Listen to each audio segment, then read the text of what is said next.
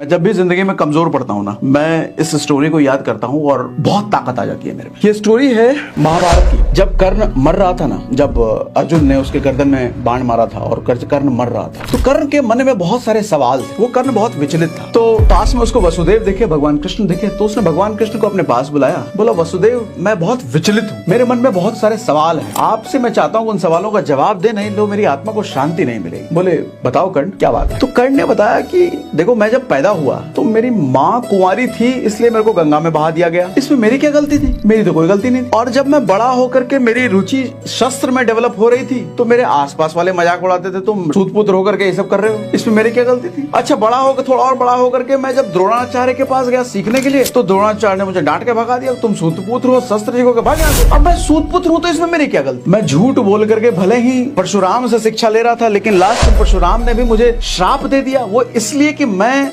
उनके दर्द को, उनकी नींद ना खुल जाए, इसलिए मैं सारा दर्द खुद सह रहा था। अब मैं गुरु को तकलीफ नहीं देना चाहता, तो इसमें मेरी क्या गलती? और इतना ही नहीं, जब मैं शब्द भेदी बाण का प्रैक्टिस कर रहा था, तो गलती से मेरा बाण एक बछड़े को लग गया था, और बछड़े के मालिक के पास जाकर के मैंने विनती करी, हाथ जोड़ा कि गलती से लग गया है, मैंने नहीं देखा, मुझे माफ कर दो। फिर भी उस बछड़े के मालिक ने मुझे श्राप दे दिया, इसमें मेरी क्या गलती है? और इतना ही नहीं, जब स्वयंवर भी हो रहा द्रौपदी का, तो वहां भी सभी लोगों ने मुझे शूद्रपुत्र कहकर के मजाक उड़ाया। माँ कुंती मुझे अपने बेटे होने का रहस्य उन्होंने तब बताया जब उन्हें डर था कि मैं उनके बेटे को मार ना दूं। पूरी जिंदगी भगवान, अगर मुझे किसी से प्रेम मिला है, किसी से सम्मान मिला है, वो सिर्फ दुर्योधन से मिला है। और अगर दुर्योधन का साथ मैंने दिया, तो मैंने क्या गलती करी? तो कृष्ण क्या कहते हैं, ध्यान से सुनिएगा आप। तो कृष्ण कहते हैं, मेरा जन्म कारागार में हुआ था। मेरे जन्म से पहले मौत मेरा इंतजार कर रही थी, कंस के रूप में। मेरे पैदा होते ही मुझे अपने माँ बाप से अलग कर दिया गया।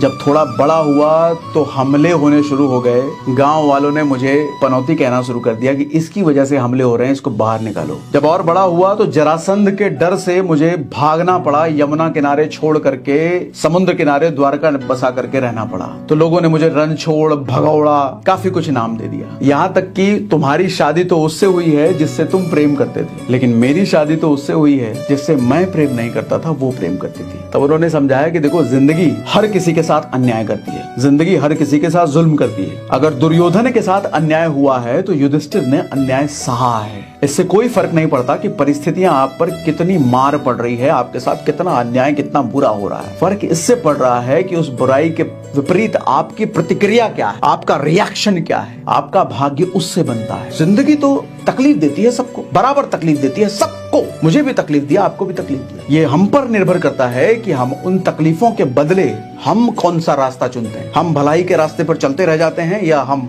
अधर्म का रास्ता चुनते हैं। जब जब कोई अधर्म का रास्ता चुनेगा तो उसका हालत वही होगा जो तुम्हारा हुआ। मुझे लगता है हम सब में कर्ण वाली शक्ति है सर, लेकिन हम घबरा करके ना अपने रास्ते बदलते रह जाते हैं, कभी इस रास्ते, कभी उस रास्ते, कभी उस रास्ते। विचलित, परेशान है हम, शक्ति सब में है। कृष्ण वही समझाना चाह रहे हैं कि आपकी प्रतिक्रिया आपकी जिंदगी बनाती है। विपरीत परिस्थितियां तो सभी के साथ है। हर किसी को लगता है कि उसकी समस्या सबसे बड़ी है दुनिया में। वो कहते हैं कि दुनिया में ऐसा कोई आदमी नहीं है जिसको ये लगे कि उसकी समस्या दूसरों से छोटी है। हर किसी को यही लगता है कि उसकी समस्या सबसे बड़ी है, लेकिन इसी बीच तो वो तय करता है कि उसे करना क्या है, और वही उसकी जिंदगी बनाती है, वही उसका भाग्य बनाता है।